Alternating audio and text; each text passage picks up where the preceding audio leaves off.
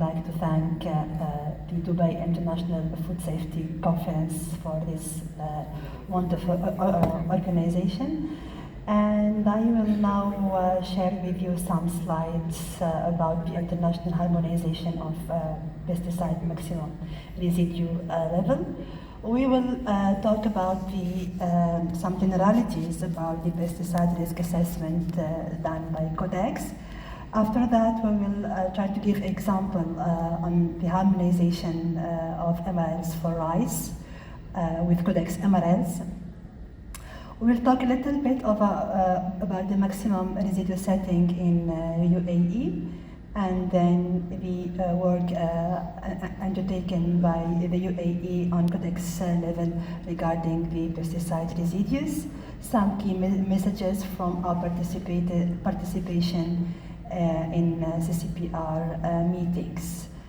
So let's start with the first slide. So in the first slide, I tried to remind ourselves about the work or the mandates of CCPR, which is the Codex Committee on Pesticide Residues.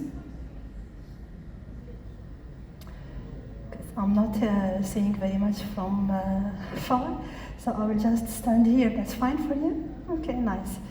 So the CCPR is the abbreviation of Codex Committee on Pesticide Residues.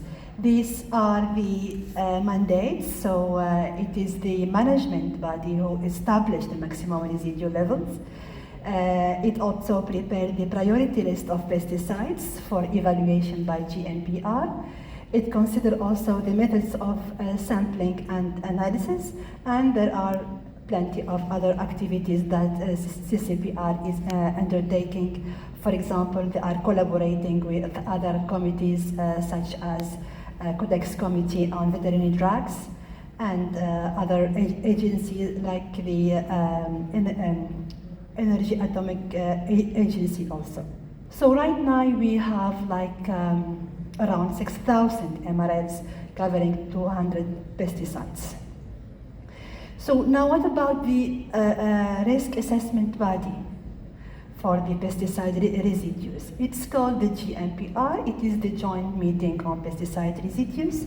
So it is formed with experts from FAO, who will deal with the data regarding the supervised trials, and other experts from WHO who will study the data about the toxicology of the pesticides.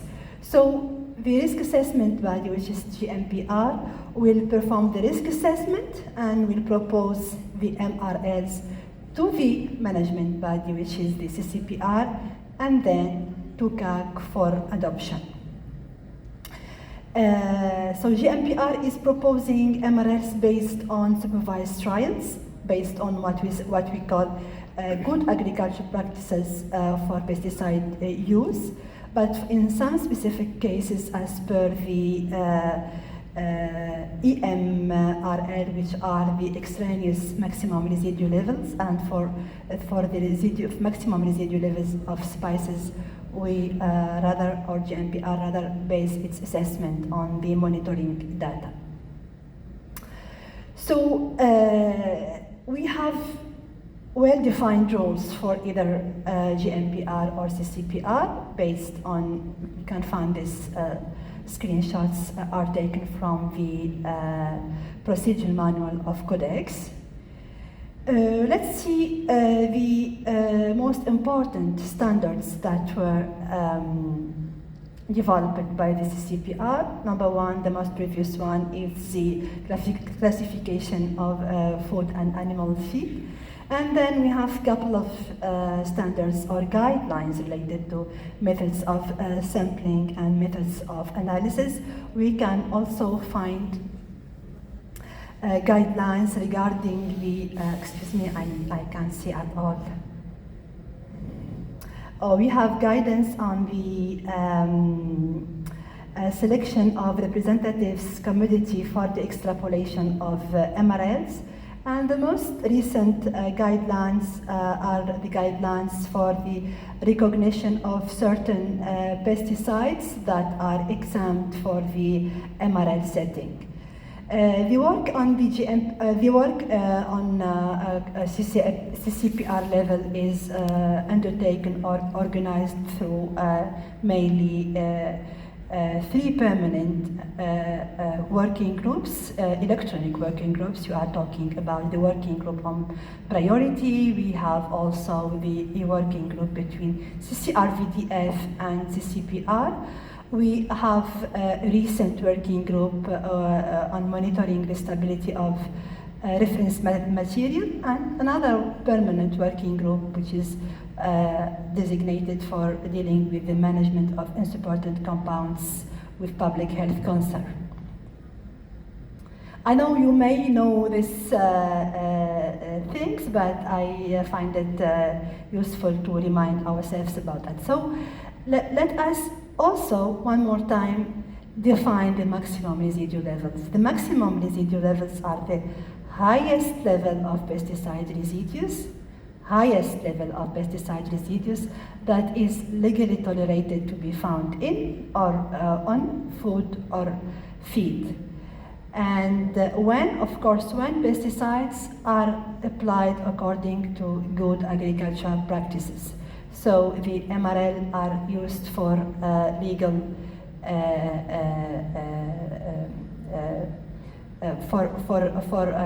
for deciding whether the commodities are compliant or not. So let us have a brief on how these MRLs, what GMPR needs to set or to propose to do the risk assessment on pesticide residues.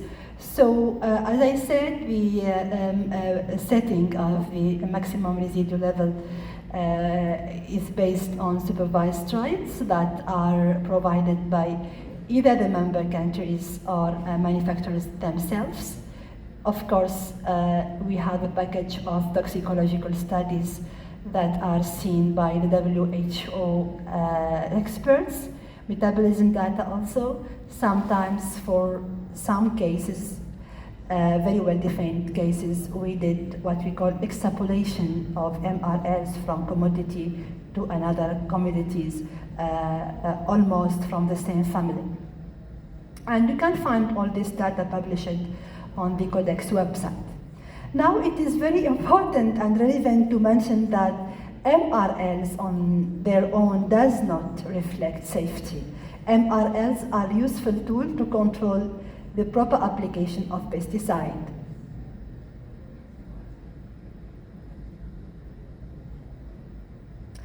Also, MRLs are useful to decide if the good agricultural practices were respected while using this pesticide. What are the good agricultural practices? We are here talking about the use patterns, which means that the farmer respected already the dose of the pesticide, the interval between each treatment, and of course the pre-harvest interval. So, and these MRLs are set for pesticides before the official registration of those pesticides on national level.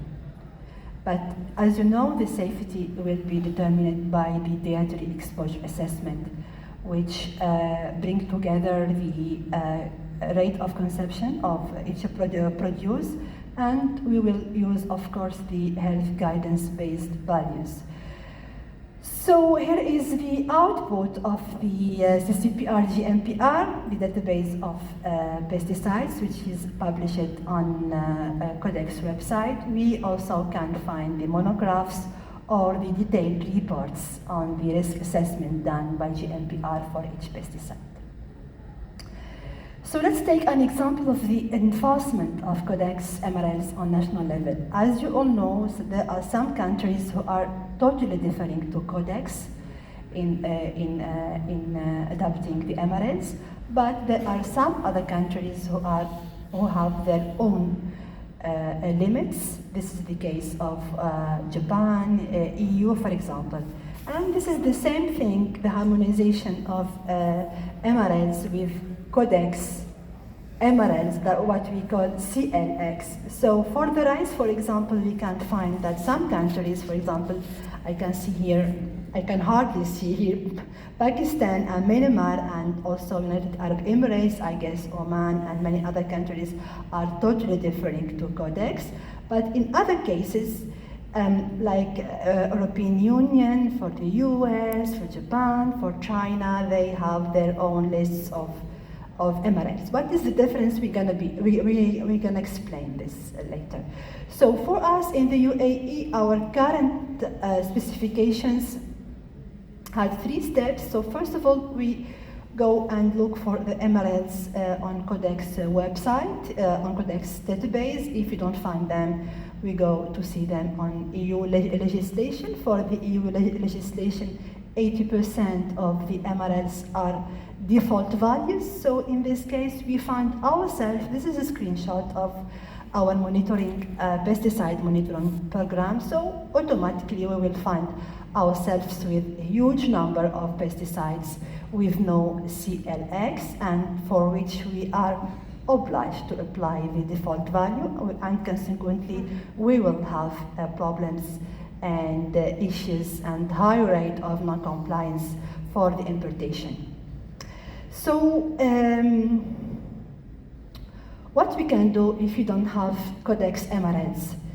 Of course, first of all, let me remind that the Codex Emirates themselves can be at national level, in my opinion, should be subject to assessment to see if this level are suitable for us or no. This is aside, and in case there is no MRL, we have 2 solutions. Either we seek the import tolerance for the exported commodities for some pesticides, depends on if these pesticides are registered at national level or not, and the other option is to set the national MRLs. So setting national MRLs is quite a demanding job. It needs available but accurate data. It needs, of course, to have the TDS to know the different amount of food that we eat on national level.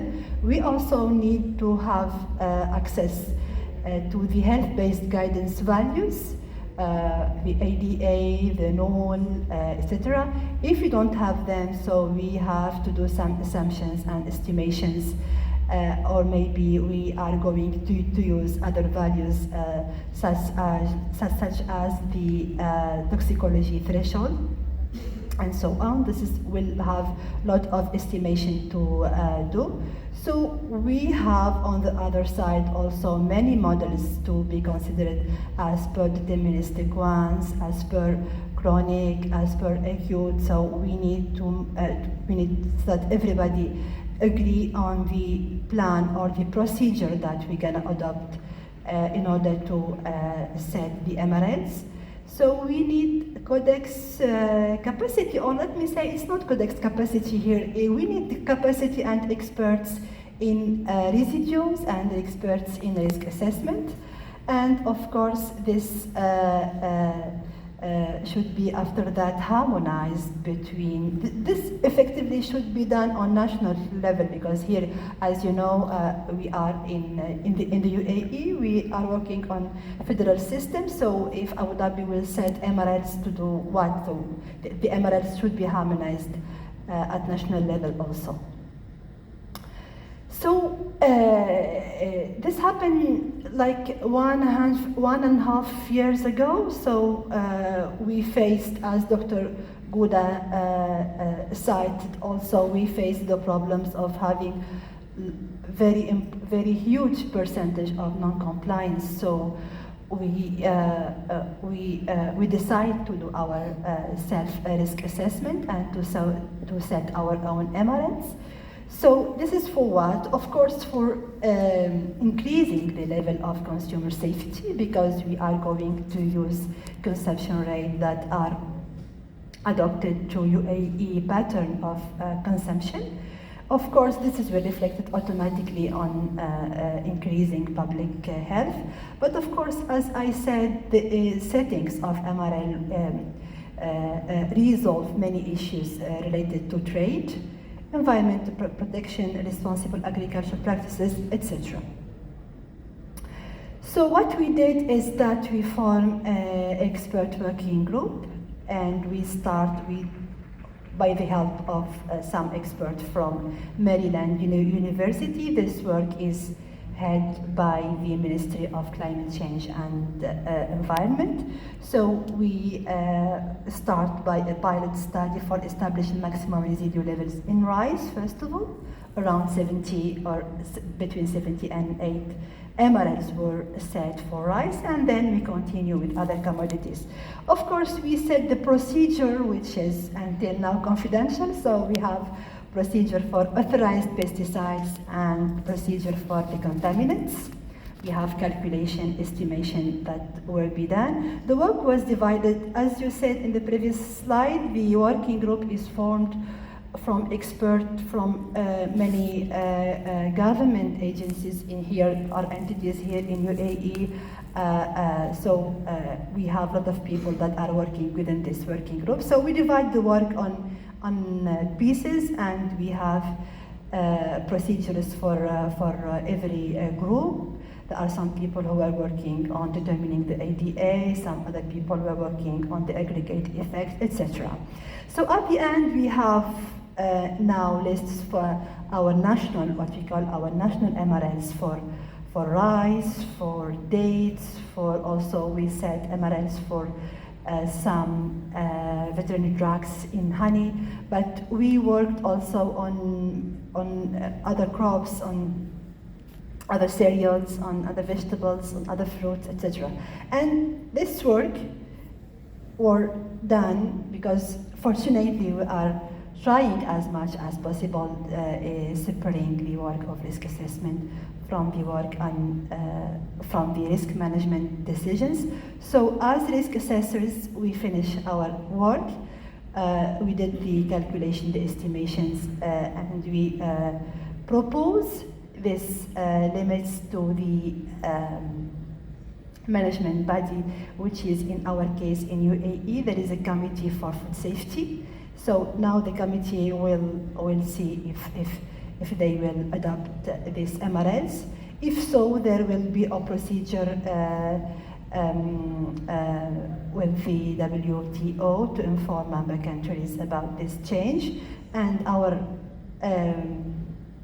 specification, our standard will happily be amended soon. So let's now have a look on the, okay, good. Let's now have a look on the work on pesticide residues undertaken in the UAE. So as part of this,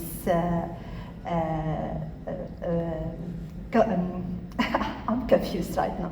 So I'm part of, or I represent UAE and the delegation in CCPR, so we participate. But here it's to say that the work on Codex, which would be prepared, of course, maybe in the previous slide.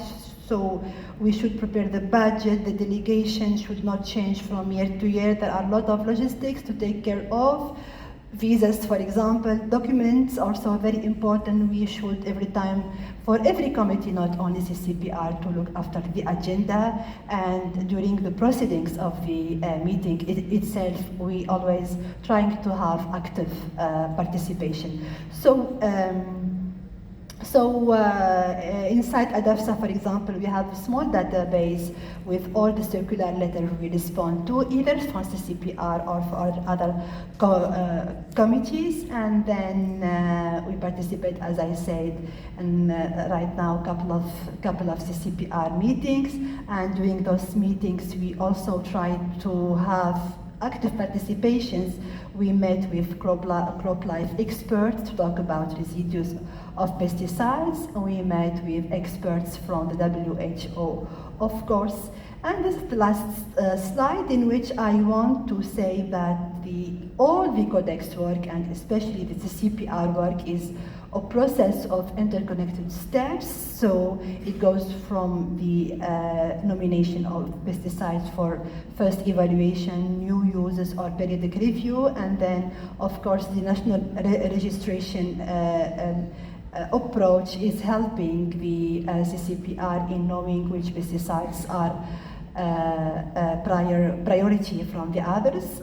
So we always talk about data support is very crucial to GMPR activities, especially that GMPR will soon move to another way to do the dietary exposure assessment that needs data on national level.